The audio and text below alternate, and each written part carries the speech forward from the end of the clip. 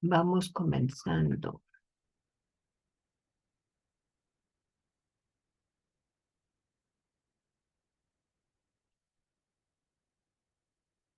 Bueno, como les digo, vamos a ver el romanticismo en Alemania y en Inglaterra. Hay una rama en la pintura que se aprovechó mucho de esta nueva libertad del artista, de estos artistas del romanticismo, en cuanto a la elección de los temas.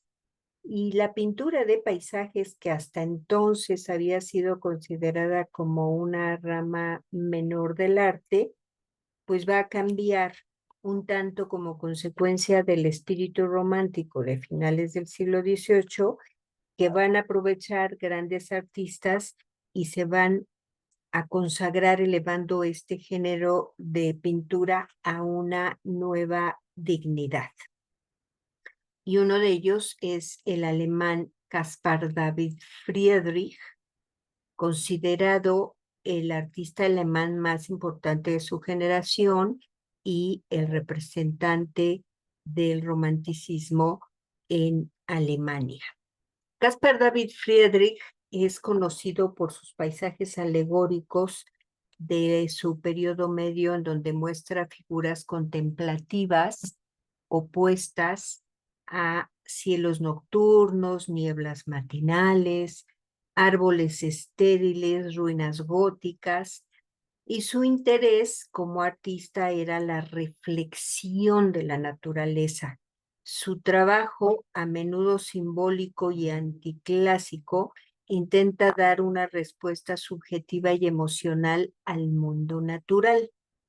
Las pinturas de Friedrich establecen la presencia humana en una perspectiva disminuida en contraste a extensos paisajes, reduciendo las proporciones a una escala que, según el historiador de arte Christopher John Murray, dirige la mirada del espectador hacia su dimensión metafísica.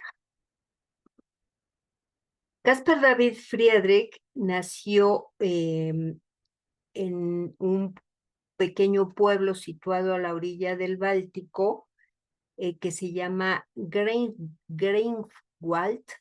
Él fue hijo de un fabricante de velas y sus primeras lecciones las recibió de un profesor de dibujo en su ciudad natal. En 1794 se traslada a Copenhague para continuar sus estudios en la Academia de Bellas Artes, y la influencia que los pintores de la escuela danesa causaron sobre su pintura se va a apreciar a lo largo de toda su carrera. Tras 4 años de aprendizaje y un breve periplo a Berlín, se va a sentar en Dresde, donde se inscribe nuevamente en la academia. Y en 1799 expone sus obras por primera vez en esta institución, ahí en Dresde, y ahí se va a seguir presentando con regularidad hasta 1838. Una de sus primeras obras es esta que vemos aquí, que realizó para un altar en Teschen, se llama la iglesia que está ahí en Dresde, y fíjense qué interesante, porque fue una obra que suscitó muchas críticas, abrió una polémica, el tema de si considerar un paisaje, un tema poco apto para la oración o el culto religioso. Además, es una de sus primeras pinturas al óleo, porque hasta entonces se había dedicado con más asiduidad al dibujo, como que él, sobre todo en esta época, era dibujante, pero hace su primera obra encargada en esta iglesia, y compone esta imagen. Y no gustó la crítica porque no les parecía que fuera una imagen para ser puesta en una iglesia. Sin embargo, pues a mí me parece bastante religiosa en el sentido que muestra la figura, la cruz, curiosamente no puesta hacia el espectador, sino como de perfil, pero toda esa grandiosidad del paisaje, pues nos habla justamente eh, de una alegoría muy espiritual, bastante religiosa. Lo que pasa es que no es común que en las iglesias haya este tipo em, de solución de un tema religioso dentro de un paisaje, o sea, no era lo común, entonces pues tuvo varias críticas. Hacia 1810, la Casa Real Prusiana adquiere estos dos óleos de Friedrich. A la izquierda está el monje en la orilla del mar y a la derecha la abadía en el bosque. Ambos están en la Galería Nacional de Berlín, siendo elegido en ese año de 1810 miembro de la Academia de Berlín y 6 años más tarde de la de Dresde. Vemos en esta imagen del monje a la orilla del mar, pues la noción de lo absoluto, un paisaje sin límites en la que la figura del monje es tan pequeñita, tan insignificante ante esa grandeza del universo. Los paisajes de Friedrich ponen al hombre en contacto con la naturaleza, pero le empequeñecen ante su poder. Y al igual que muchos otros artistas románticos, incluidos los músicos, trata de reflejar ese concepto de lo sublime, el momento en que el hombre se siente sobrecogido por una belleza natural o espiritual que le sobrepasa. Ese es el significado de lo sublime. Y justamente es lo que vemos en las obras de Caspar David Friedrich, con este concepto de colocar al ser humano tan pequeñito que en comparación con todo ese paisaje que le rodea, pues es realmente diminuto. En el caso de la abadía en el bosque, es una pintura muy emblemática de lo que es el romanticismo alemán. Expresa al mismo tiempo la desolación y una alternativa a las luminosas ruinas mediterráneas de la corriente neoclásica. Vemos esos árboles desnudos que rodean la ruina abandonada y que nos recuerdan las lápidas de un cementerio. De hecho, estamos en la entrada de un cementerio con una gama muy restringida de tonalidades grises y marrones.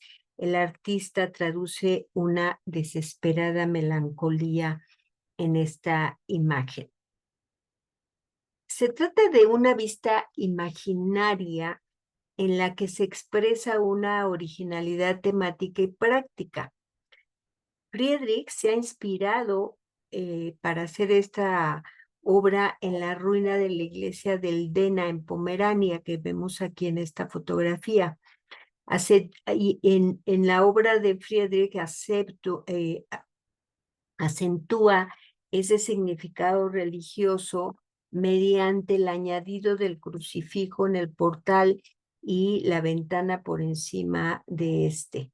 Y delante hay una sepultura, una comitiva de pequeñas figuras negras que se dirigen al portal de la ruina.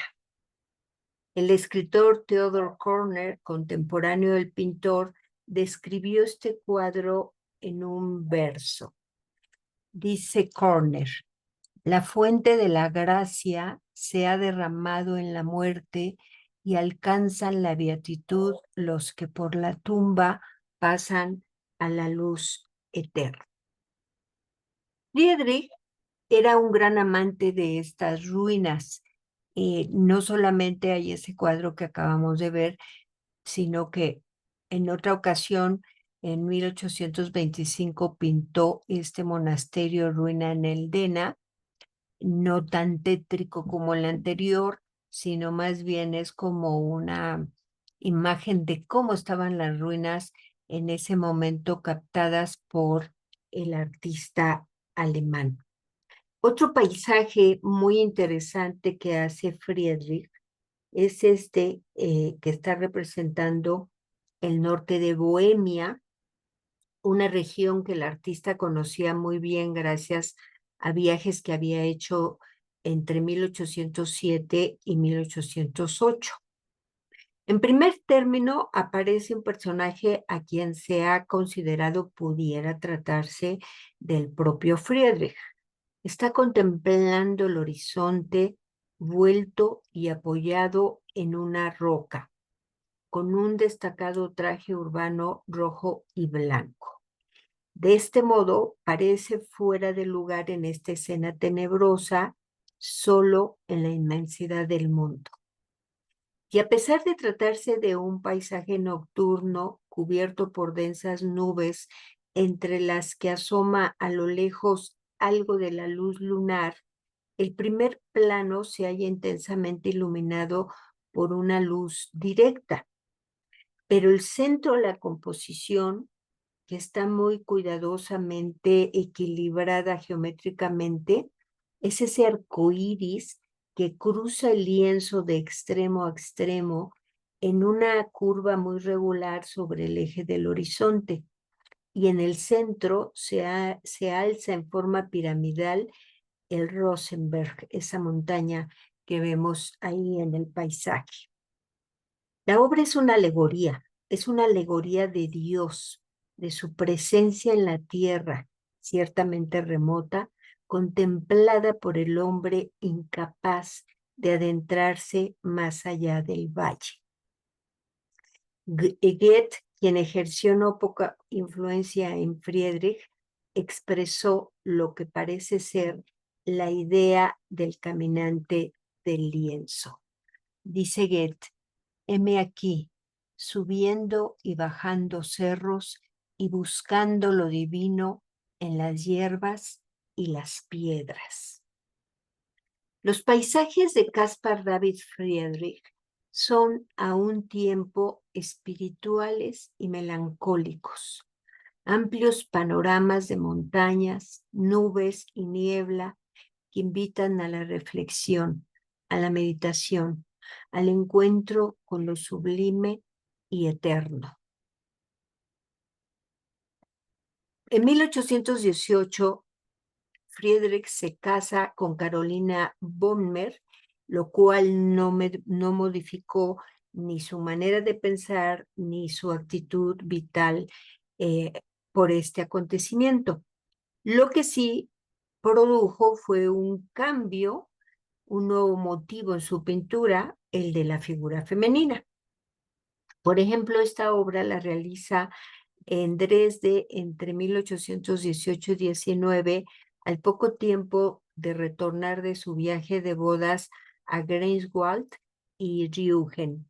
Es una obra en el velero muy peculiar también, porque si bien ya no es una figura sola, sino acompañado lo que pudiera hacer el artista con su esposa, es ese punto de vista tan especial en el que coloca el velero justamente. No lo coloca de manera completa, es como si fuera ya un formato fotográfico, solamente una parte del velero en donde se ven a los dos personajes mirando hacia el frente, como que van llegando justamente de ese viaje de bodas. Y algo que hay que destacar en las obras de Friedrich, en donde vamos a encontrar personajes, es que estos siempre van a estar colocados de espaldas. en la mayoría de las ocasiones, lo cual también es interesante porque de alguna manera el espectador puede colocarse en ese espacio en donde se encuentra alguno de los personajes y ver lo que este personaje está mirando. Son obras las de Friedrich, como que podemos encontrar en ellas una gran inmovilidad. Estos paisajes, como les comento, son imágenes espirituales y para muchos estudiosos cargadas de significados simbólicos.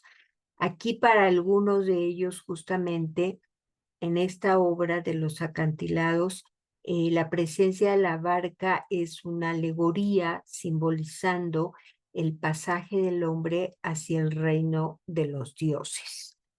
El personaje que está vestido con el traje tradicional alemán es probable que se trate del propio artista y que está recargado sobre una especie de risco, mira el horizonte como un símbolo de esperanza. Y la mujer vestida de rojo que se encuentra en el otro extremo estaría simbolizando la virtud de la caridad. Quizás se trate de Carolina, la esposa del artista, pero vemos a un tercer personaje ahí agachado que no encuentro ningún significado para él. Pero más allá de estas ideas de algunos historiadores, la verdad es que es un paisaje muy interesante desde todos los puntos de vista, porque son paisajes diferentes, en donde el artista está buscando ángulos que no son comunes en el paisaje hasta ahora vistos. En ese sentido, hay una innovación en los paisajes de Friedrich. Estando ya casado, el artista nunca dejó de viajar, siempre estuvo buscando ese encuentro con la naturaleza y retornaba una y otra vez a su tierra natal. Y en todos estos viajes realizaba numerosos dibujos, tomaba apuntes del natural. Hay algunos cuadernos en donde se pueden encontrar todos estos apuntes que le sirvieron como modelo. Una de sus obras más conocidas es esta, en la que representa a un viajero al que también se ha identificado con el propio artista. El caminante se encuentra con un atuendo negro de espaldas, como es ya prácticamente usual en las obras de Friedrich, y vemos que tiene una pierna adelantada y está apoyado en un bastón. Frente a él se pueden ver una serie de riscos y montañas saliendo entre la niebla, y hay una gran extensión del cielo que cubre gran parte del cuadro. Al parecer, este es un paisaje de la Suiza de Sajonia. Es un cuadro realmente muy interesante porque, como les digo, podemos situarnos justamente ahí donde está este personaje y tomar su lugar y mirar el paisaje que él está viendo. Es una de las obras que representan el romanticismo alemán. Aquí me quiero ir a un breve video que habla de esta obra, que es súper interesante, y se los comparto y vean la fascinación que ha tenido esta imagen.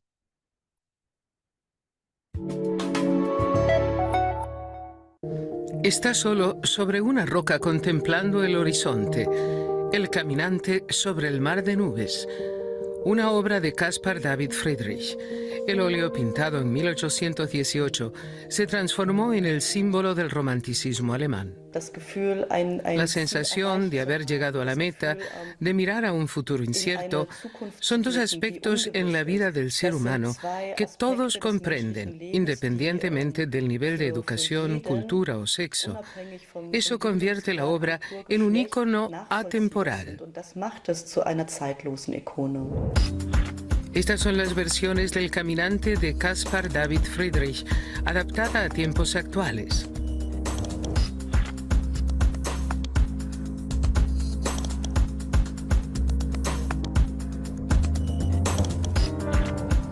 La pintura original es propiedad de la Kunsthalle de Hamburgo, que está siendo modernizada. Hasta su reapertura la próxima primavera, la obra se exhibe en la vecina Galerie der Gegenwart. En la pintura hay un contraste entre el primer plano y el fondo. La obra de Friedrich se puede leer en código temporal. El fondo representa el futuro, el primer plano el presente. Se podría decir que la persona que contempla el paisaje llegó al final de su vida. La figura de espaldas es un motivo típico de Caspar David Friedrich y cambia la perspectiva del que observa, que se encuentra también al borde del abismo. El cielo juega un papel especial en este lienzo. Fue lo último que pintó el artista en su estudio y no quería ser molestado. Por mucho tiempo pasó desapercibida y se sabe poco sobre su origen. Recién en 1950 es objeto de investigación en la historia del arte. 20 años después fue adquirida por la Kunsthalle de Hamburgo. El Caminante se transformó en un ícono. Aquí en la Kunsthalle es la obra más solicitada. En lo que se refiere a los derechos de reproducción, es el número 1 desde hace décadas. Eso se debe seguramente a la estructura del cuadro, que deja espacio a la interpretación. La pintura ha sido considerada desde las perspectivas más diversas. Creo que tiene que ver con el hecho de que el lienzo no ofrece una respuesta a muchas preguntas y eso crea muchos escenarios posibles. Muchos afiches de películas copiaron la estructura del Caminante. Y también las portadas de revistas. Estas interpretaciones del clásico motivo han contribuido a su popularidad.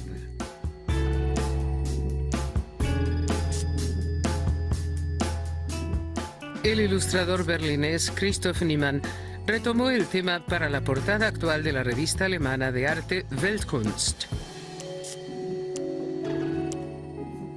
El Caminante se transforma en un capitán que mira con nostalgia hacia Hamburgo, su ciudad natal.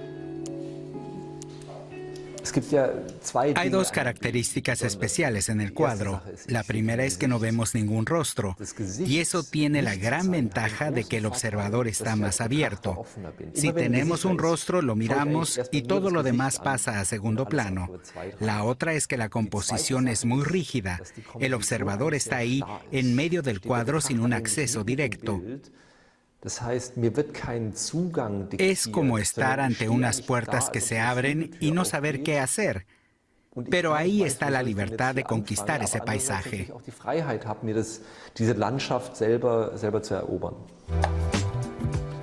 Para Christoph Niemann, trabajar con una obra tan popular tiene muchas ventajas, ya que el público puede entender intuitivamente la nueva interpretación de la imagen, incluso cuando no sepa de inmediato cuál es el origen del motivo.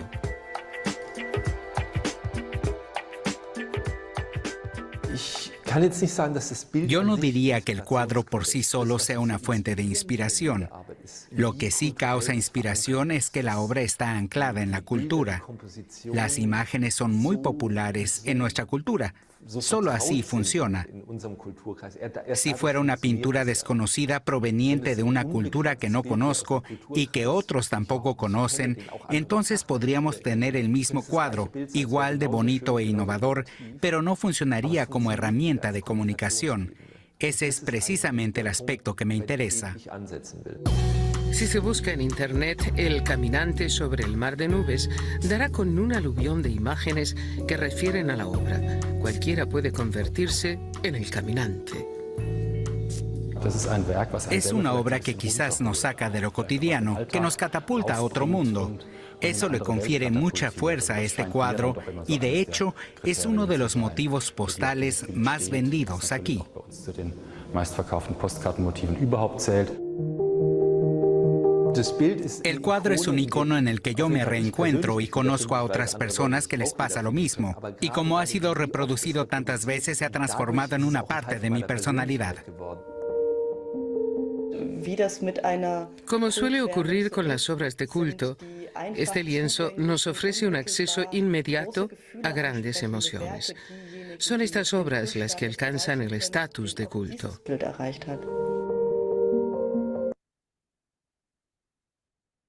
Súper interesante este concepto que plantea Friedrich. Me gusta mucho, o sea, me gusta mucho esa idea de colocar a sus personajes de espaldas, porque como les digo, cualquiera puede tomar el lugar de ellos, y eso lo hace en la mayoría de sus obras. Esta obra, por ejemplo, es un tema que va a ser en varias ocasiones.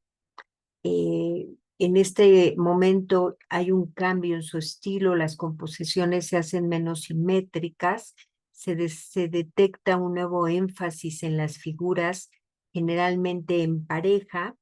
Aquí es una de las obras también más copiadas de Friedrich, y dado el éxito que alcanzó enseguida, el pintor realizó varias réplicas. Esta fue ejecutada en 1819, aunque parece ser que el artista la retocó al año siguiente.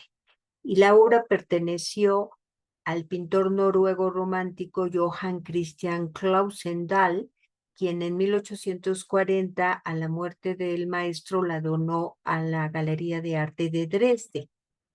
Y el propio Dahl afirmaba que las figuras que aquí están representadas en traje típico eran Christian Wilhelm Bonner, que era cuñado de Friedrich, y August Heinrich Bohmer. Sin embargo, otros críticos sostienen que se trata con toda probabilidad del propio maestro, es decir, del propio Friedrich, con su pupilo August Heinrich, que había muerto prematuramente por esas fechas. Lo cierto es que está esta versión que se encuentra ahí en Dresde, que es esta que le encargó este artista, este pintor del romanticismo, del romanticismo noruego, pero hay otra versión que se encuentra en el Metropolitano de Arte de Nueva York, esta que es un poquito más luminosa, pero es la misma escena, son los mismos personajes. Lo único que cambia es que no está tan oscuro el ambiente como si fuera algunos minutos o algunas horas antes de la anterior. Pero también ahí en Berlín encontramos nuevamente la misma imagen, el mismo paisaje, el mismo árbol. Lo único que cambia es que ya no es un hombre, sino es un hombre y una mujer contemplando a la luna. Pero todo lo demás es prácticamente igual que las anteriores. Como les digo, fue una obra que gustó mucho, y entonces le hicieron varios encargos, y que sitúa nuevamente a los personajes que pudieran ser cualquiera, ¿no? Porque como los retrata de espaldas, queda esa sensación de que uno mismo pudiera situarse como espectador en el lugar de cualquiera de estos dos personajes y estar contemplando la luna dentro de este paisaje, lo cual es sumamente interesante porque es una manera de invitar al espectador a entrar en la imagen, ¿no? Entrar en su pintura. Es una innovación muy interesante la que plantea Friedrich en ese sentido. Hay otras dos obras que va a realizar para un importante coleccionista berlinés, el cónsul Wilhelm Wagener, en 1822. Cuando él muere, su colección pasa a ser propiedad de la Corona de Prusia y es una colección que se va a constituir como la base de la actual Galería Nacional de Berlín. Hace la pareja el día y la noche, pero más que la noche, digamos que el amanecer y la hora del crepúsculo. La de la izquierda, la de este árbol que es verdaderamente bellísima, representa la mañana, nos ofrece un paisaje con una naturaleza en su apogeo, es una vista panorámica de lo que han detectado algunos historiadores de Bohemia, un paisaje de Bohemia, en donde nos plantea como protagonista a este enorme árbol. Y no pareciera a primera vista que fuera un gran árbol, pero cuando nos detenemos un segundo y nos acercamos, vean este pastor aquí con sus ovejas o con estas corderos, ovejas o lo que estén ahí, que esté ahí con su rebaño, pues, y vean el tamaño del árbol, o sea, apenas ocupa una mínima parte de este árbol que no es precisamente frondoso, es un gran tronco con algunas ramas, pocas, algún follaje, pero vaya que es monumental. Y toda esas montañas, ¿no? Esa cordillera montañosa es verdaderamente magnífica, el cielo, esos colores de cuando va amaneciendo, que son similares al crepúsculo, pero no son los mismos colores, son diferentes. Ese manejo que hace de la luz, que es espectacular, ese cuidadoso detalle de todos los prados, de los arbolitos, de las rocas, en fin, que es un paisaje muy hermoso. Y el del crepúsculo es crepúsculo, el ocaso. Aquí vemos que el motivo central serán esas figuras humanas. Hay una riqueza cromática en los dos cuadros, en esta quizá una uniformidad de los tonos violetas y azules. En esta se aprecia la costa báltica y nuevamente podríamos colocarnos en donde están estos personajes viendo hacia el mar, viendo hacia el horizonte, perdiéndonos justamente en ese horizonte con la puesta del sol, ¿no? En unos minutos más y ya será una imagen prácticamente nocturna, pero en este momento vean esa maravilla, ¿no? Ese sol poniéndose, esas embarcaciones, casi como si fueran unas sombras, es un cuadro realmente bellísimo, los dos. Yo creo que es una pareja de cuadros muy interesante, porque además en varias ocasiones hizo, ya lo habíamos visto con las dos anteriores imágenes, que hace como pareja, pero no necesariamente parecieran de primera instancia pareja, pero se relacionan una imagen con la otra, como es el caso de estas dos, ¿no? En la anterior del árbol, esa mañana, ese amanecer, y en esta que sería como su compañera, sería ese ocaso que tiene una relación entre una y otra. Este es otro interesante, lo veíamos también ahí en el video, que también había como un bosquejo en donde se presentaba a esta mujer frente a la ventana o una mujer frente a una ventana.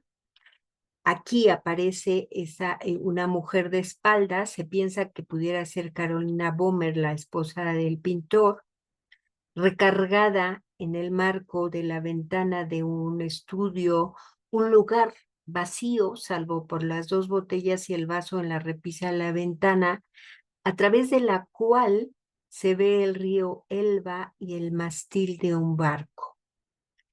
En el cuadro, Friedrich representa una paradoja, pues mientras la mujer observa el paisaje, crea una reflexión sobre ella misma. A diferencia de otros cuadros de la época, en los que la mujer funge como un objeto de contemplación en la pintura, en esta imagen, la protagonista es un personaje activo, porque obliga al espectador a mirar a través de ella. Es una obra que también tuvo mucho impacto para varias generaciones, de tal suerte que en 1925 Salvador Dalí hace esta obra de Muchacha en la ventana, que como podemos ver está basada totalmente en la de Friedrich, pero aquí en esta de Dalí, la que aparece su hermana Ana María de espaldas, recargada sobre la repisa de una ventana. Está actualizando el tema Salvador Dalí.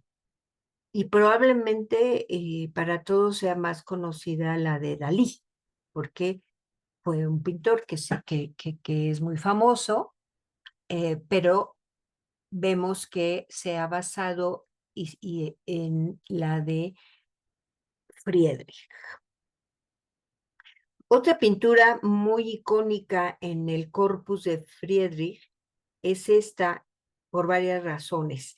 Parece que tuvo como fuente de inspiración una expedición polar hecha por William Edward Parry desde 1819 hasta 1820 en busca del pasaje del noroeste. La paleta helada de la pintura corresponde al entorno ártico y sin duda es una de las obras maestras de Friedrich, pero la radicalidad de su composición y el tema fue recibido en su día con incomprensión y rechazo. En la pintura, ahora a menudo llamada El naufragio de la esperanza, el pintor imbuyó al sujeto con una intensidad dramática insuperable. La característica particular de este trabajo es que el drama ya sucedió. Esos enormes pináculos elevados son los icebergs que se mueven lentamente y que durante mucho tiempo se han fijado aquí. Y ese audaz intento del hombre de romper los límites de su esfera asignada termina con la muerte. Ahí vemos el barco que está justamente hundiéndose al haber chocado con el iceberg. Pero además recuerda una historia que vivió el propio artista cuando tenía 13 años, que también tuvo un accidente, quizá de manera inconsciente, formó parte de la sombra que pareció oscurecer su temperamento a lo largo de su vida. Resulta que mientras patinaba sobre hielo, su hermano menor Christoph lo salvó de ahogarse, pero el propio Christoph se ahogó en el agua helada ante sus ojos. Difícilmente se puede negar que las diversas pinturas del mar de hielo de Friedrich deben considerarse en relación con esta experiencia traumática. Sin duda, que paisajes como esto pues eran muy emotivos para el artista.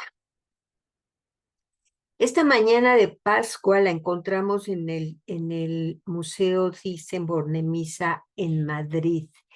Y de acuerdo al catálogo del museo, todo en esta tela tiene un significado.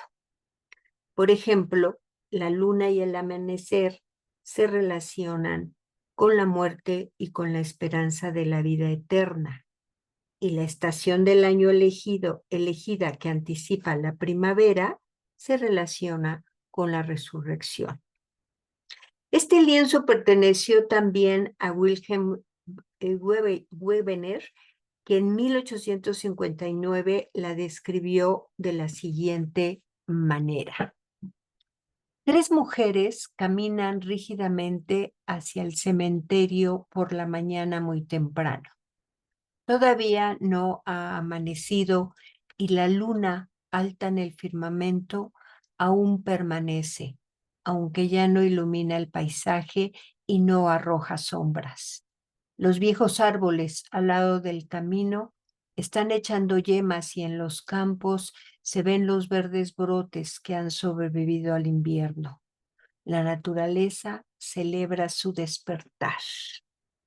Este fragmento, además de describir la obra fielmente, despeja el simbolismo que contiene el óleo acorde con el resto de la obra de Friedrich. Pero también, al igual que en otros trabajos, esta obra tiene una pareja, esta que también estaba dentro de la colección de Wegener, titulada Nieves Tempranas, y que actualmente se encuentra en la Kunsthalle de Hamburgo y cuyas medidas son idénticas a las de Mañana de Pascua. Si ven esto que les comento, que pareciera que no se relacionan, pero en realidad sí. En esta tela de Nieves Tempranas, el pintor, con un punto de vista elevado, nos sitúa encima de un serpenteante y empinado camino que desaparece en un recodo ante una inmensa arboleda. La nieve ha hecho acto de presencia, cubriendo el suelo y dejando su rastro en las hojas de los pinos. ¿Qué nos muestra en esta nueva imagen el artista? Una hora diferente de un día en la misma estación del año que la primera que hemos visto. Es como la continuación del día, pero con otro paisaje. Pero al final del camino, pues es el mismo significado entre una y otra obra. Otra obra también bellísima de Friedrich es esta de la Gran Reserva, en donde apenas perceptible a primera vista vemos el viaje de un velero que se pierde en ese paisaje fluvial vespertino. La increíblemente clara extensión del cielo en alta tensión en la luz del atardecer que se desvanece encuentra su respuesta reflexiva en la zona más oscura del suelo de este panorama terrestre de finales de verano que solo se ilumina con reflejos. Este es parte de una descripción que hace el historiador Gerd Spitzer en 2018, en donde además agrega que desde un punto de vista ligeramente elevado, por así decirlo, sobrenatural, el mundo se ve en un estado de suaves transiciones. El día antes del anochecer ha sido reemplazado por el crepúsculo. Se acerca el otoño. El viaje del barco parece estar en aguas poco profundas entre las islas terrestres. Un esquema de color perfectamente atmosférico, con gradaciones tonales extremadamente sutiles y armonías finamente percibidas, aumenta el poder sugestivo de la pintura, que se puede contar entre las incomparables obras de la pintura en paisaje europeo. Como en un espejo en llamas, toda la extensión del cosmos parece estar capturada en esta imagen fija de un paisaje, termina diciendo Spitzer, este historiador que describe este bellísimo paisaje que me parece súper moderno por el trazo, la composición, la paleta, esa es de una abstracción bellísima y que el historiador la describe de una manera magistral. Esta es una de las obras más conocidas de Friedrich, de las más profundas, de las más complejas que tiene. Su título no corresponde al propio artista, aunque ya aparecía en 1905 en la primera presentación pública de la obra. La composición se abre a una estrecha franja costera en primer plano y en la parte más próxima podemos ver un tonel vacío, una barca invertida, algunos aparejos de pesca. La imagen es una alegoría del viaje vital. En tierra firme se pueden observar unos personajes que están representando las diferentes edades de la vida. La infancia, con estas dos figuras jugando con un banderín. La juventud, personificada por una mujer sentada al lado de los niños. Enseguida, la madurez en la figura de un hombre, el único cuyo rostro podemos ver. Finalmente, la vejez, representada por ese hombre de cabello cano que camina sosteniéndose en un bastón hacia las demás figuras. Y el mismo número de figuras de personas se repiten en las embarcaciones, emulando el trayecto y los vaivenes de la vida. Las más cercanas a tierra firme, dos veletas que corresponden a la infancia. Entre ellas, un gran barco, la juventud en todo su esplendor. Y ya en alta mar, la madurez y la vejez cerca del horizonte. Esta última embarcación que se aleja y que pronto desaparecerá. Sin duda es una magnífica obra que nos lleva a una reflexión profunda. En 1835, Caspar David Friedrich sufrió un ataque de apoplejía que le alejó definitivamente de la pintura, aunque siguió dibujando en sepia, pintando acuarelas, y el 7 de mayo de 1840 murió y fue enterrado en el cementerio Trinitatis en Dresde. Caspar David Friedrich encarnó el alma emotiva y espiritual del romanticismo. Para él, la pintura era una meditación sobre el sentido de la vida y el destino del hombre después de la muerte. Supo plasmar en sus pinturas los conceptos del idealismo y del romanticismo alemán. Aquí otro bello cuadro del artista alemán, el romántico por excelencia. Hubo dos paisajistas ingleses de la misma generación que abordaron el tema de una manera bastante distinta. Uno fue Joseph Mallord William Turner y el otro John Constable. Vamos a comenzar con Constable, famoso por sus paisajes, que en su mayoría son de la campiña de Suffolk, donde nació y vivió. Él realizaba muchísimos bocetos al aire libre, los utilizaba como base para sus grandes pinturas de exposición, que luego eran trabajadas en el estudio. Sus imágenes son extremadamente populares hoy en día, pero no lo fueron particularmente bien recibidas en Inglaterra durante su vida. Sin embargo, tuvo un éxito considerable en París. Constable nació en East Berkholt, Suffolk, y fue en gran parte autodidacta y se desarrolló lentamente. En 1800 estudió en las escuelas de la Real Academia, en donde expuso su obra a partir de 1802. Más tarde también lo haría en el Salón de París, influenciando a la escuela de Barbizon y en el movimiento romántico francés.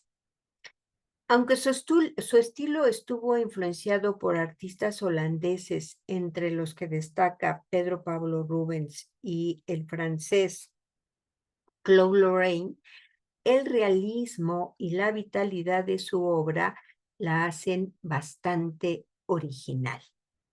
Y es que Constable deseaba más que nada la verdad. En 1802 le escribió a un amigo: hay espacio suficiente para un pintor normal. El gran vicio de nuestra época es la audacia, el intento de hacer algo más allá de la verdad.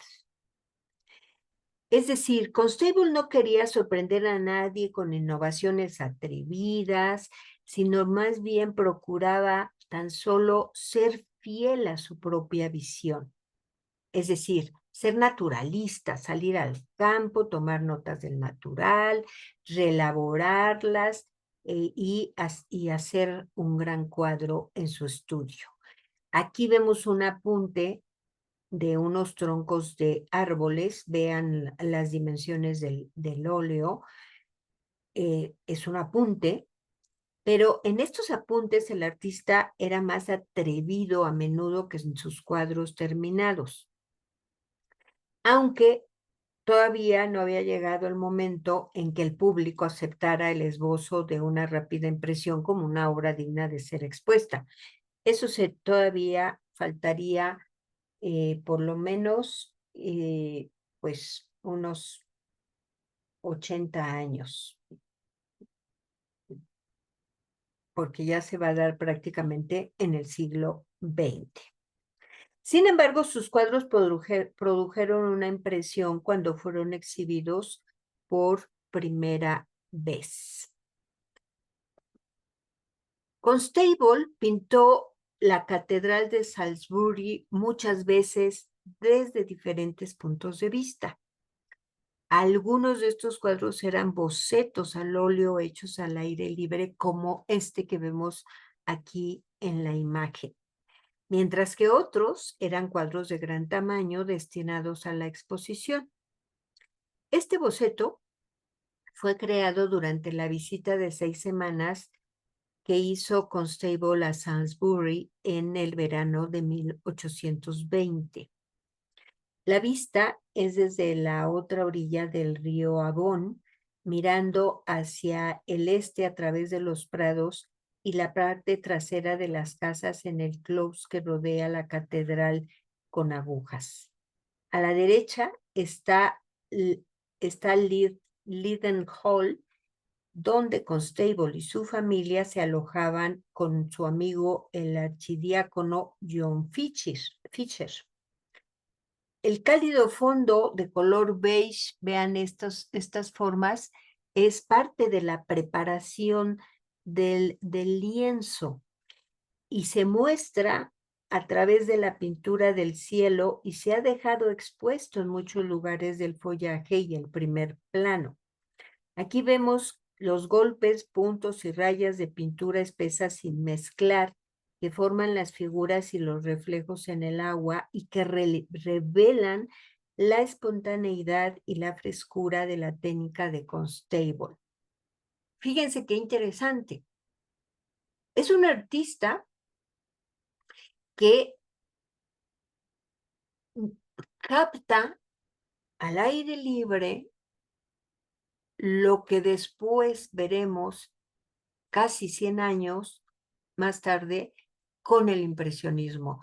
Por eso es que gustó tanto la escuela de Barbizon, porque la escuela de Barbizon, y ya lo veremos en próximas clases, justamente buscaba pintar al aire libre, y él lo hacía.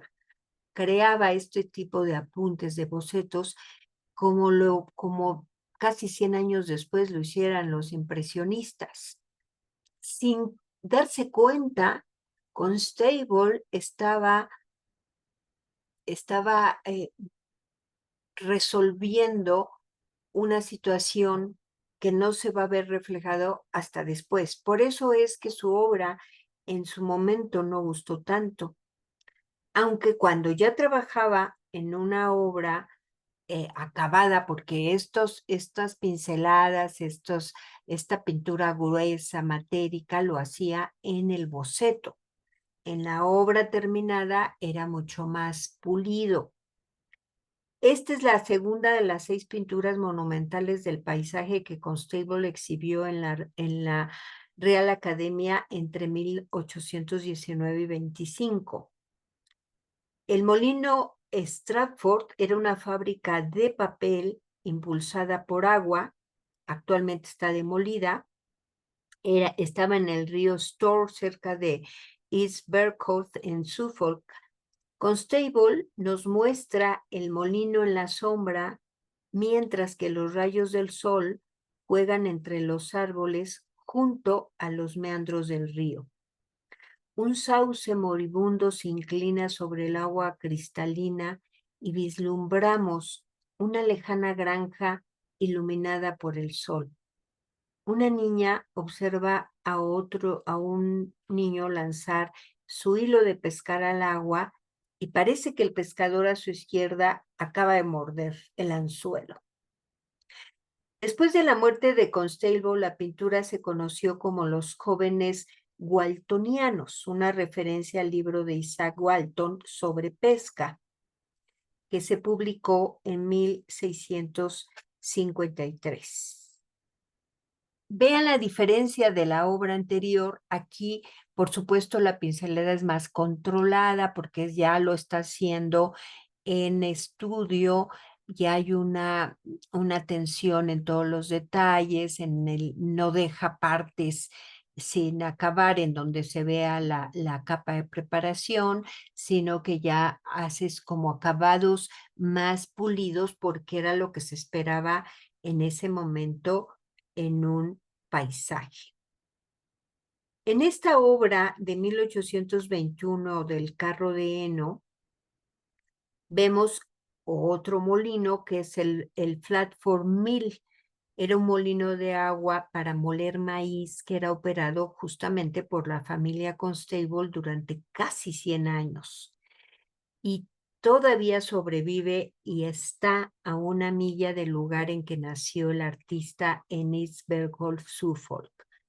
La casa de la izquierda también sobrevive hasta nuestros días. Y en la época del artista fue ocupada por un granjero que era el arrendatario que se llamaba Willie Lott. La imagen reproduce el esbozo de un cuadro que hizo famoso a Constable en París cuando fue expuesto allí en 1824 y representa una sencilla escena rural, una carreta de heno vadeando un río. Dice Gombrich, el historiador de arte, que debemos perdernos en el cuadro, mirar los retazos de sol en los prados del fondo y las nubes pasajeras. Tenemos que seguir el curso del arroyuelo y quedarnos un rato junto a la pequeña casa pintada con tanta contención y simplicidad para apreciar la sinceridad absoluta del artista. Su negativa de ser más imponente que la naturaleza y su total carencia de afectación y pretensiones. Pero, sin darse cuenta, John Constable fue de los que sientan las bases para un nuevo cambio, para una nueva manera de mirar el paisaje. En el caso de Joseph Mallord William Turner, bueno, en este artista la naturaleza trasluce y expresa siempre emociones humanas. En Turner nos sentimos pequeños y abrumados ante la fuerza que no podemos gobernar, por lo que nos vemos impulsados a admirar al artista que ha tenido a merced suya las fuerzas de la naturaleza. Turner nació en Londres en 1775. Su precoz talento fue estimulado por su padre, quien le hizo frecuentar la escuela de pintura de la Real Academia cuando solo tenía 15 años. En sus comienzos fue grabador y acuarelista, pero a partir de 1796 se volcó en la pintura al óleo. Trabajó primero dentro de la tradición topográfica, reproduciendo con exactitud los lugares que iba descubriendo durante sus vagabundeos por la campiña inglesa. Gran admirador de los paisajes de Poussin y Lorraine, sufrió su influencia, pero al mismo tiempo continuó experimentando nuevas soluciones formales. Aprendió a prescindir del detalle realista para dirigirse hacia una concepción más libre y más lírica del paisaje. Con lo cual vamos a encontrar en Turner temas que va a pintar en un inicio pasajes históricos que irá abandonando para dar luz, para dar paso a la fuerza de la naturaleza, tempestades, naufragios, incendios. Va a emplear un enfoque vanguardista con unas pinceladas enérgicas, con trazos amplios, con movimientos bruscos para dar efectos de velocidad y de movimiento, y va a tener una preferencia por una paleta de colores cromática para enfatizar esa emoción en la escena. Turner, después de haber recorrido los lugares más pintorescos de Inglaterra, en 1802, y gracias a la paz de Amiens que pone punto final a las guerras del consulado, finalmente puede viajar al continente. Recorre Francia, luego va a los Alpes y luego se va a Suiza. Y por sus poderosas cimas y sus nieves eternas, los Alpes constituyen para Turner un descubrimiento y un choque emocional, ya que fuertemente impresionado por los desfiladeros y precipicios, le van a proporcionar una auténtica visión de lo sublime. Y realiza cuadros como este, en donde va a reflejar también esa atmósfera angustiosa, esa sensación de asfixia que producen estos paisajes. Aquí el Paso de San Gotardo, vean la altura de este paso, esas aguas, o sea, realmente él pasa por estos lugares, empieza a crear estas formas y es probable que sea cuando empieza a darse cuenta de la fuerza de la naturaleza y de que no necesariamente a veces hay paisajes tan sublimes y tan estáticos, sino que también dentro de ellos se mueve una gran fuerza. En sus inicios va a ser bastante clásico. Pintó en 1815 esta obra de Didot construye Cartago. Turner amaba especialmente esta pintura y la tenía por su obra maestra. En 1829, en una primera redacción de su testamento, había indicado que quería ser enterrado envuelto en este lienzo. A pesar de las numerosas peticiones, nunca la quiso vender y al final cambió de opinión y la dejó en herencia a la National Gallery a condición de que fuera expuesta junto con una obra, más bien con dos telas de Claude Lorraine, Puerto del Mar con el embarque de la reina de Saba y el paisaje con las bodas de Isaac y Rebeca, obras en las que claramente se había inspirado para hacer este tema clásico tomado de la Eneida de Virgilio. El tema clásico es frecuente en Turner, que solía elegir episodios históricos, escenas literarias y narrativas como protagonistas de sus atmosféricos paisajes. Por otra parte, cuando exponía periódicamente sus obras en la Real Academia, donde la tela fue presentada en 1815, gustaba de paisajes clásicos. Antes que nada y después exclusivamente, el pintor percibe el tema en función de la luz que absorbe las formas y las transforma en vibraciones cromáticas. Vamos a ver esta obra con detenimiento. Esta construcción que vemos a nuestra derecha es la tumba de Siqueón, el primer marido de Dido. Según en el relato de Virgilio en la Eneida, Dido habría huido de Tiro, ciudad fenicia del Líbano, con las cenizas de Siqueón, que había sido asesinado por el hermano de ella, y encontró refugio en las costas del norte de África, donde decidió fundar una nueva ciudad, la futura Cartago.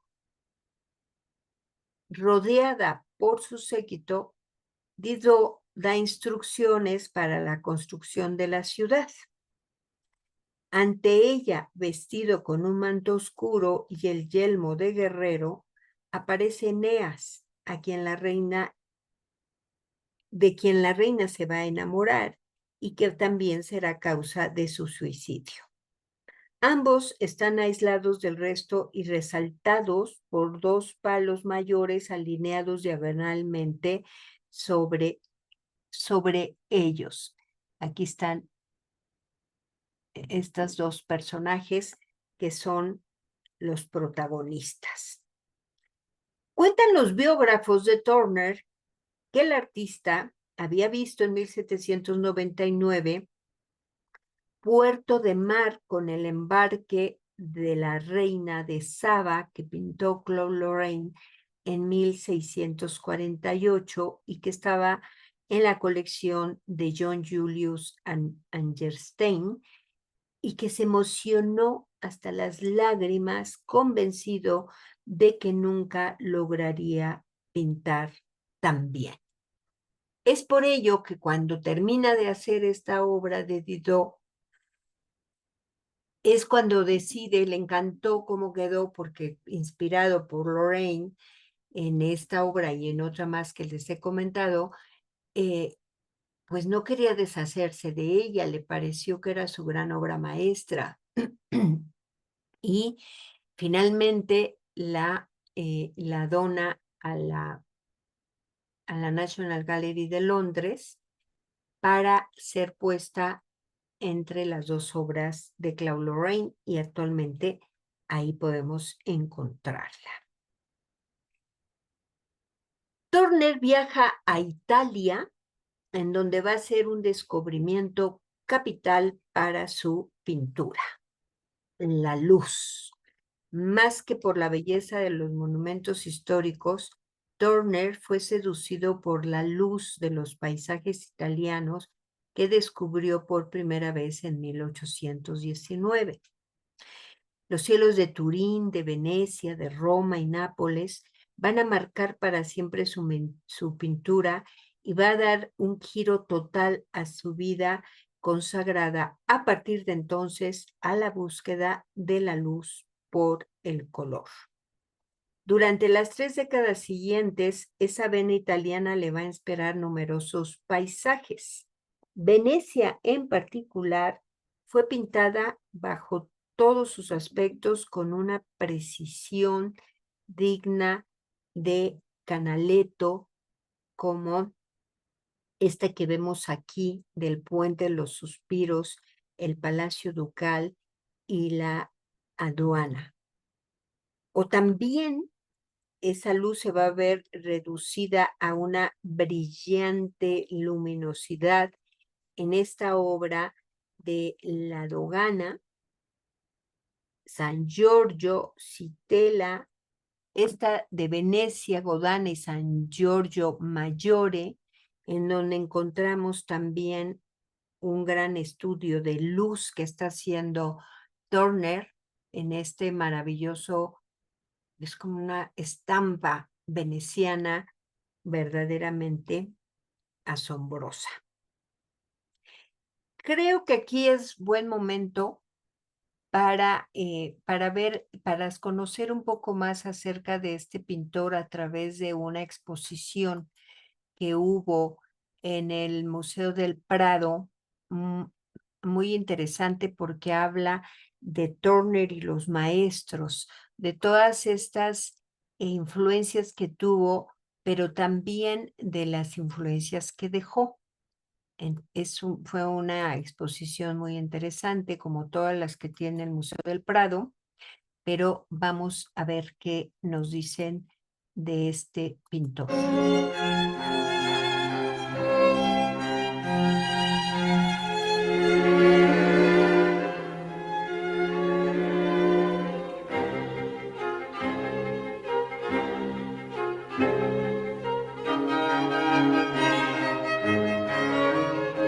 Ningún artista puede ejercer su arte sin enfrentarse al arte del pasado, pero en el caso de William Turner, el enfrentamiento fue inusitadamente público, complicado y largo.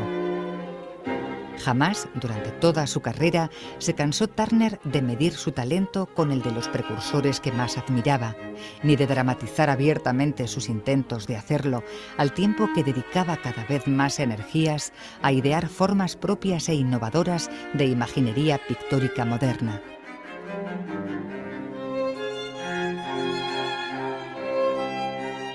Fruto de ello fue un tipo de pintura de paisaje que no solo pretendía ser fiel a las apariencias de la naturaleza, sino que también exploraba conscientemente el proceso de creación artística.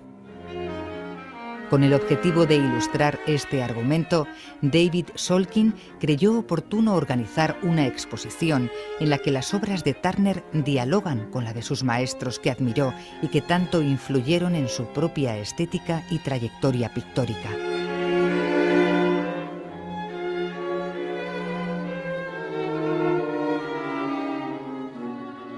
Es una exposición que surge por iniciativa de Tate Britain, un grupo de historiadores británicos dirigido por David Solkin, dado que en Inglaterra es donde más se ha estudiado y donde están las grandes colecciones de Turner.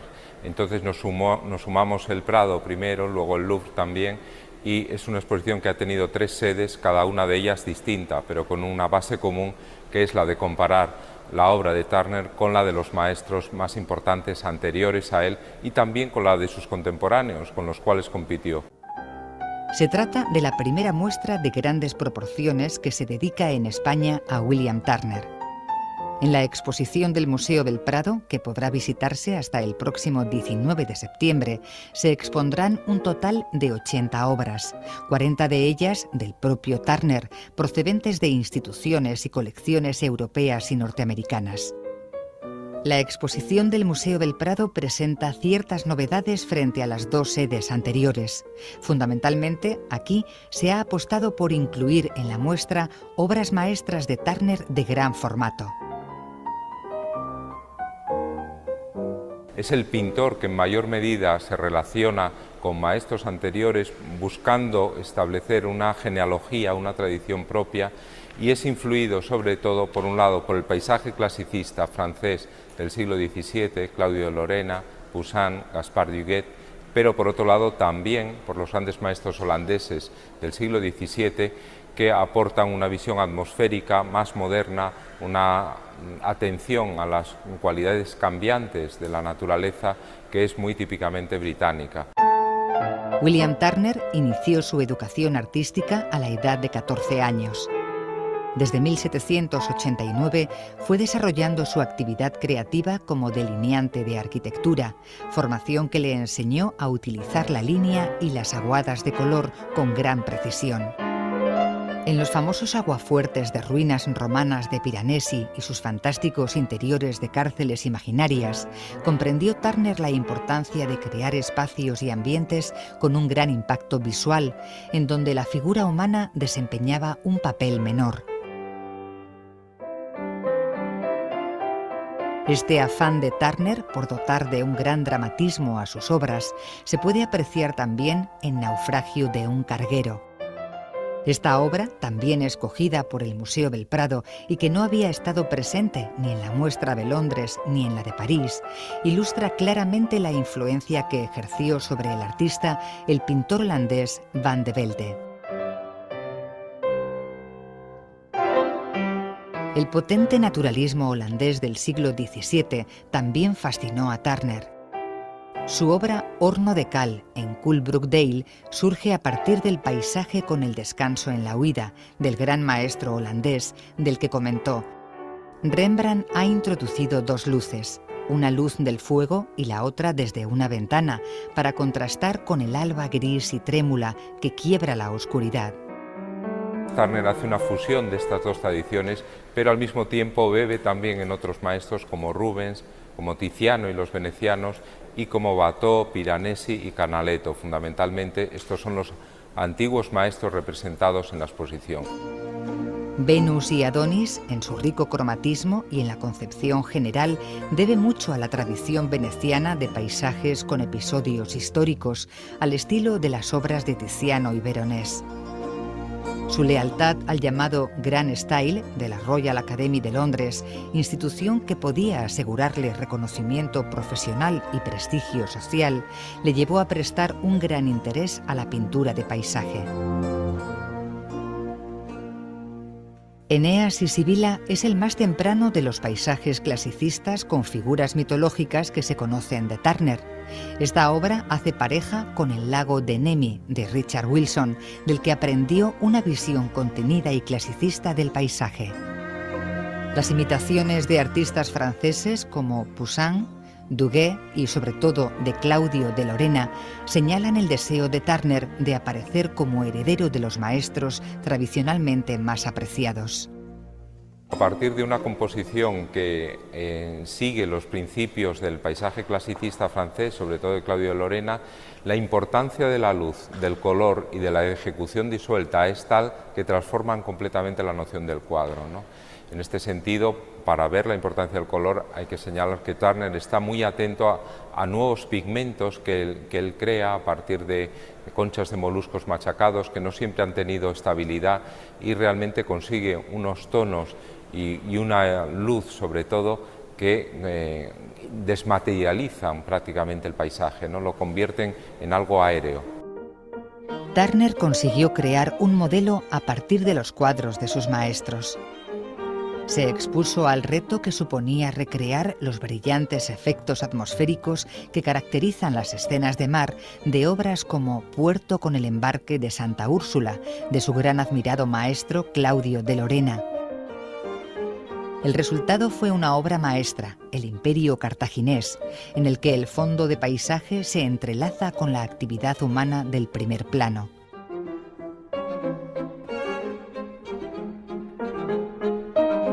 La 10ª plaga de Egipto, otra de las grandes obras de Turner que ha incluido el Museo del Prado en esta exposición, nos recuerda el paisaje con Moisés salvado de las aguas de Claudio de Lorena. Se va viendo, después del esfuerzo de Turner por forjarse una afiliación y una tradición propias, la fidelidad a esa genealogía, a esa tradición que él sigue, cada vez más enriquecida y más amplia por visitas al continente, a los museos del continente europeo, en donde conoce a fondo a todos estos artistas en los que se inspira, y a partir, sobre todo, de 1810, pero muy especialmente en las últimas décadas de su vida, realmente el esfuerzo por establecer una originalidad en su factura, en su ejecución, incluso en su inspiración, en la que paradójicamente se detecta el punto de partida en los grandes maestros, pero al mismo tiempo la enorme distancia que recorre. En El bosque de Bere, Turner imitó un procedimiento habitual en Rubens: elevar una escena ordinaria mediante la utilización de colores cálidos, como los que se producen a la caída de la tarde en obras como Paisaje con una carretera al atardecer. En Abingdon aplicó los efectos atmosféricos de los cuadros de Albert Quibb a su recreación de un escenario de la Inglaterra de su época, utilizando el gran espacio central y la brillante irrupción de la luz del sol. En Jessica, un personaje del Mercader de Venecia de Shakespeare, Turner utilizó el modelo de la muchacha en la ventana de Rembrandt. Turner respondía aquí a una moda del momento, la de cuadros de mujeres jóvenes en media figura. El molino de Rembrandt tuvo una importancia excepcional para la generación de Turner. La tercera sección es Turner y el norte, sobre todo los holandeses, pero también Rubens y el ámbito flamenco y Watteau.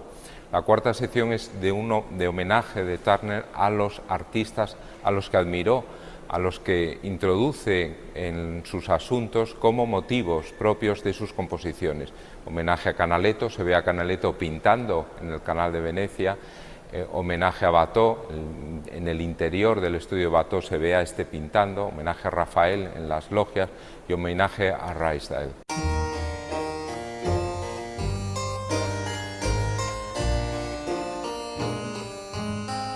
La vista de Roma desde una balconada del Vaticano fue la primera en que Turner incluyó el retrato de otro artista, con el que se sentía identificado tanto en la vida personal como en las conquistas artísticas. En él se ve a Rafael atrapado entre las exigencias del arte y las de su musa. A Canaletto también le retrató en una de sus obras. La visión que dio Turner de Venecia revela la profunda influencia de Canaletto, el más célebre de cuantos artistas se dedicaron a representar la ciudad.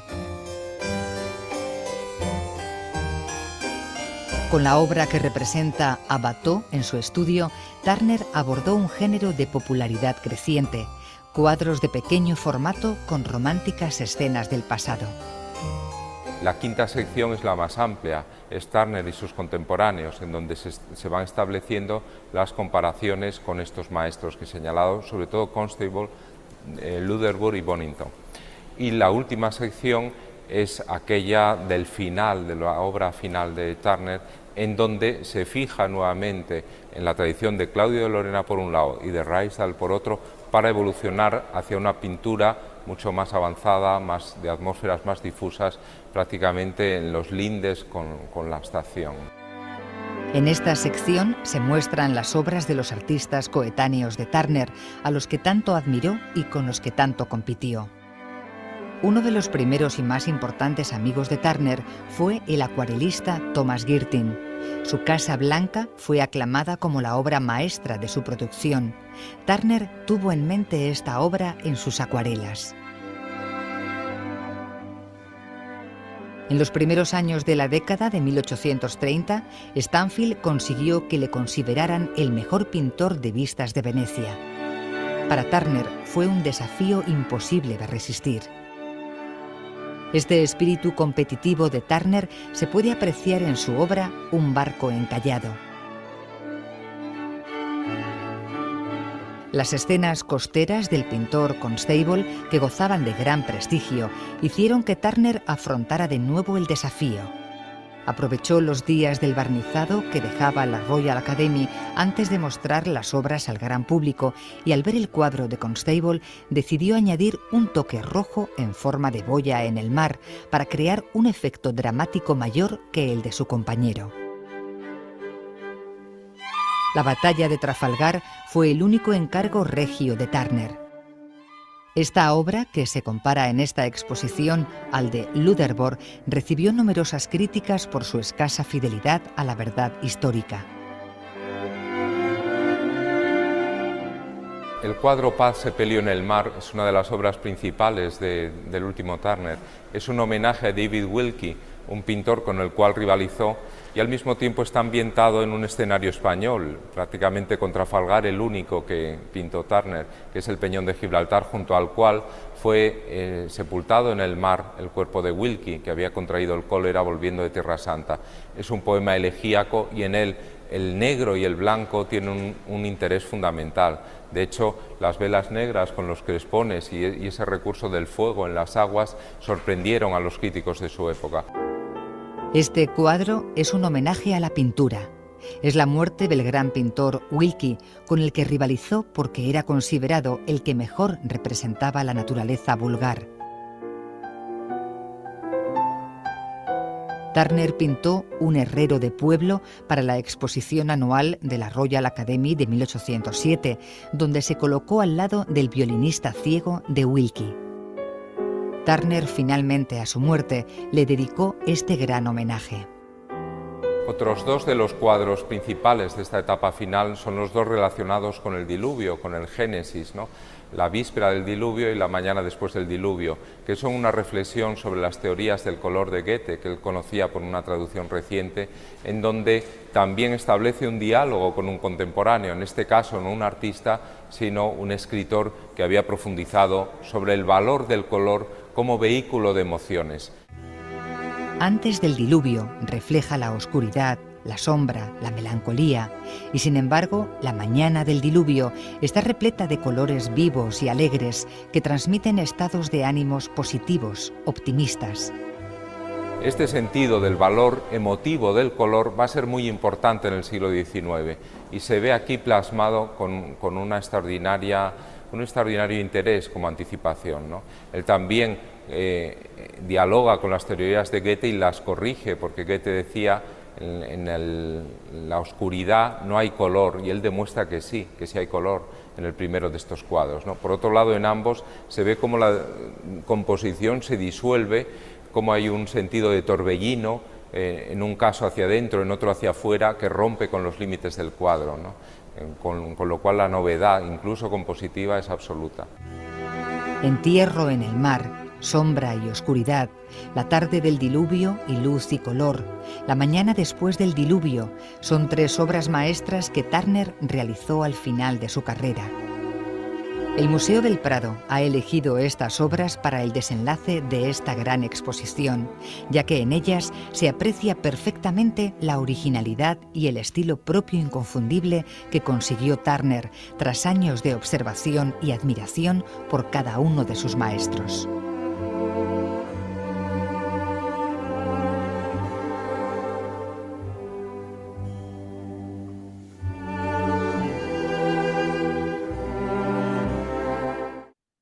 Pues fue una exposición súper completa porque en ella se pudo apreciar prácticamente toda el trayecto artístico de Turner, lo cual me parece sumamente interesante.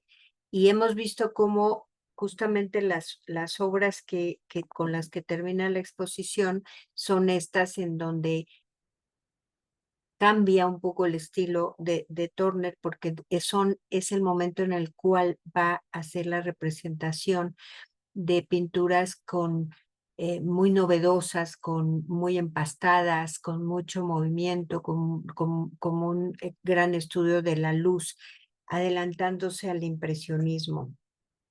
Esta pintura es sumamente bella por lo que representa, por ese mensaje que da, representa el destino final del HMS Temerario en el momento en el que es remolcado desde la base de la flota Sheerness en la desembocadura del Támesis hasta su destino final, el desguace. Y Turner fue testigo de este momento justo en 1838. Es una obra fascinantemente romántica, repleta de significado. Bajo la superficie se encuentra una nostálgica reflexión sobre ese buque tan antiguo y chatarrero, de cómo los días de gloria ya han pasado y el que fuera uno de los mayores símbolos del poder de la Marina Real Británica navega ahora rumbo a su muerte. Los astilleros de la flota donde va a ser desarmado. El ocaso del sol coincide con el ocaso del navío. El cuadro también sugiere una reflexión sobre la suplantación de la vejez por la juventud, así como el enfrentamiento de valores entre la modernidad de la máquina de vapor que había en ese momento, rápida, técnica, eficaz, pero sin gloria, y la tradición ya pasada de la navegación a vela, que fue grande, gloriosa, hermosa, noble, y que representada en el cuadro por el Temerario, se ve humillantemente remolcada hacia la muerte por una máquina de vapor. Una paradoja, sin duda alguna. Pero también de esta época es esta obra en donde Turner ya ha abandonado esas escenas históricas, ahora se dedica a temas dramáticos que ocurrían en plena naturaleza, desde los accidentes de montaña hasta los incendios y todas las tragedias que se producían en el mar, como en este cuadro. La tormenta se ha alejado, dejando un único rastro de drama de la noche. Un perro, único superviviente del naufragio, aullando a la muerte. Solo en la playa, llamando a sus dueños ahogados, mientras que un nuevo amanecer colorea el cielo y el mar. Turner tuvo también visiones de un mundo fantástico, bañado en luz y de belleza refulgente, pero no fue el suyo un mundo apacible, sino en movimiento, no sencillamente armónico, sino de espectacularidad deslumbradora. Esta es una de las más atrevidas obras de Turner, la que representa un vapor en medio de la ventisca. En esta obra nos proporciona la impresión del sombrío casco y del gallardete ondeando bravamente en la punta del mástil, la impresión de una lucha con el mal furioso y la amenazadora tempestad. Casi podemos percibir el ímpetu del viento y el golpe de las olas. No podemos detenernos en los pormenores. Todos ellos han quedado absorbidos por ese deslumbramiento de la luz y la sombría oscuridad de la tormenta. No se sabe si Turner vio tormentas de esta clase, ni si son realmente así en el mar, pero sabemos que su representación es una tormenta sobrecogedora y terrible, como la que imaginamos al leer un poema romántico o al escuchar música del romanticismo. Esta obra fue expuesta en la Real Academia en 1844. Poco antes, el artista había realizado un breve viaje en tren y, asomándose a la ventanilla mientras el convoy avanzaba bajo un temporal, quedó fascinado por la miríada de efectos visuales creados por la turbulenta mezcla de nubes, el humo de la locomotora, la lluvia y los rayos del sol que lograban abrirse paso. En este audaz cuadro parece evocar esa mezcla de sensaciones, retratando el convoy que avanza sobre el puente de Maidenhead, construido por el ingeniero Brunel pocos años antes y que cruzaba el Támesis en la línea Exeter-Bristol. En la época de los trenes y el vapor, Turner evoca legendarios y rutilantes conflictos cósmicos de elementos móviles y mutables en los que la luz se refleja y brilla en 1000 grumos dorados. Así, el paso de un tren adquiere categoría de suceso mítico o cosmogónico en el que el artista exhibe la inaudita agudeza de su ojo y la destreza de su mano. Y como en numerosas acuarelas, Turner, cuando pinta al óleo, evita la rigidez del dibujo. Empasta el bayal de azules y turquesas en 1000 matices sin límite exacto entre una y otra forma. La locomotora era una de las más modernas de la época. Se conocía como Firefly Class. La masa delantera incendiada ha sido interpretada de distintas maneras, pero parece demasiado grande e informe para ser el faro delantero. Para algunos, Turner habría querido mostrar la energía a toda potencia de las calderas.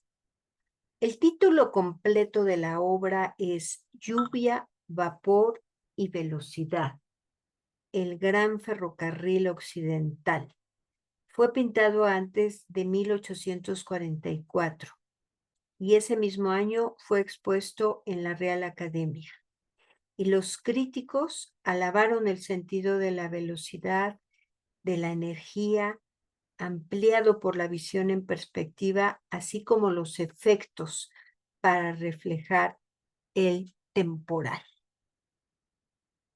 Un gran artista también muy visionario, que también anticipa ya el trazo del impresionismo. Ya para finalizar, quiero presentarles este video que me encantó porque está acompañado también de una sonata de Beethoven, y recordemos que Beethoven también fue un músico del romanticismo, y entonces queda muy ad hoc con la obra de Turner.